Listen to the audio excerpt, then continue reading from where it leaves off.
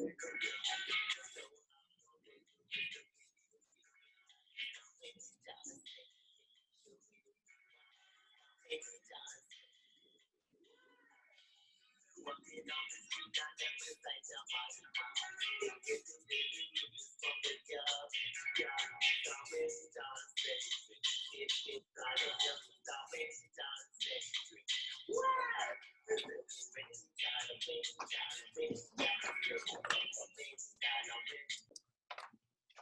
recording. Recording. Yep.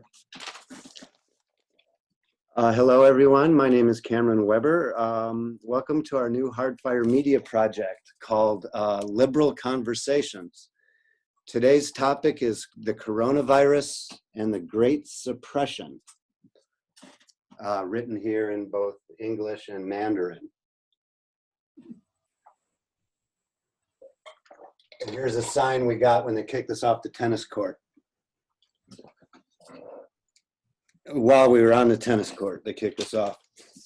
So it's liberal discussions. This idea comes from classical liberalism, which is based on free speech, freedom of religion, freedom of movement, and equal rights under the law. These discussions will be made available on our Hardfire YouTube channel, where we have made around 30 shows. Derek has made about 10. Right, Derek?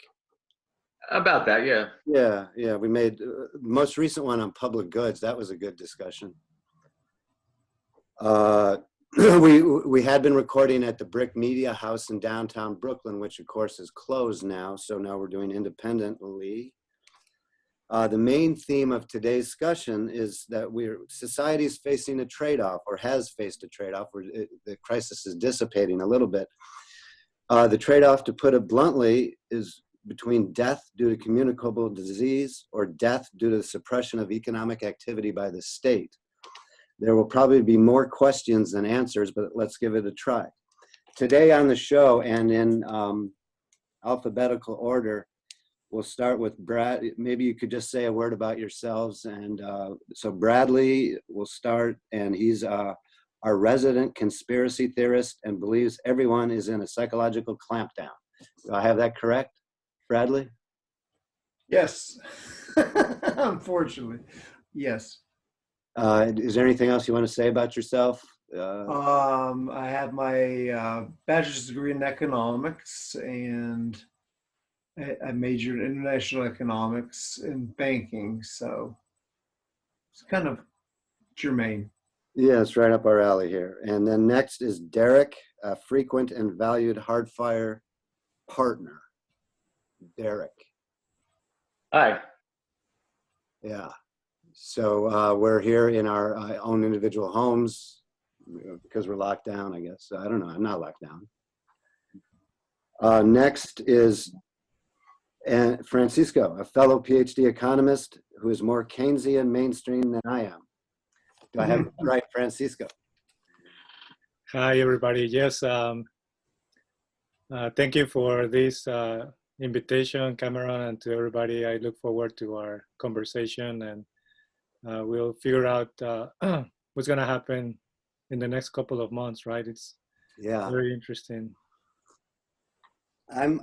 I've been planning on April 27 is when things open up, because the 930 Club in Washington, D.C. voted the best place to see live music on the East Coast, announced a show about 2 weeks ago that they were going to have one on April 27. So I've been kind of hoping April 27. Is that like a speakeasy? I saw the Sex Pistols there. I don't know. I don't know if that answers your question.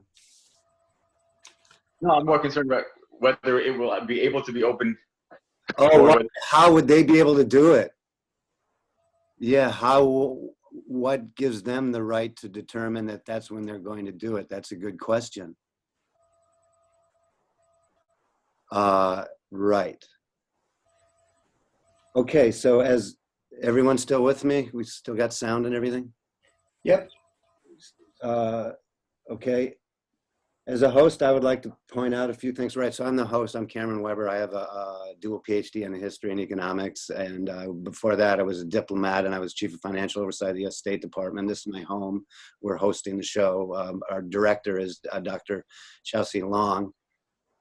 She's the one that determined what Great Suppression means in Mandarin.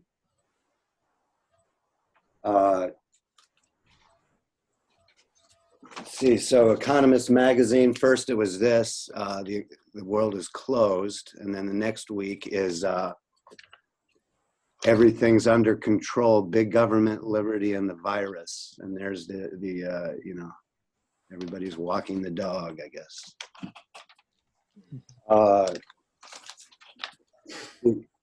And so next, we know that from Robert Higgs, and I use his work in my dissertation, Robert Higgs, Critical Episodes in the Growth of American Government. Robert Higgs, my dad likes this guy a lot, shows how during the Great Depression, for example, the Great Depression then gave Roosevelt the excuse to confiscate everybody's gold-based bank savings and got off the gold standard. And another example of using a crisis to grow the state, ratchet up the state, of course, was never let a good crisis go to waste.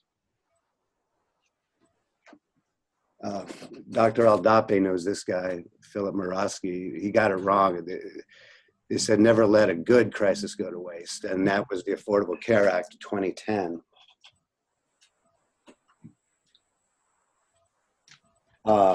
Which the Affordable Care Act of 2010, which was written by the insurance companies.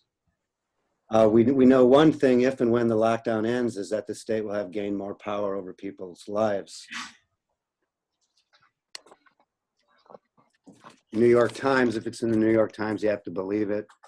Pandemic tempts leaders to seize sweeping powers.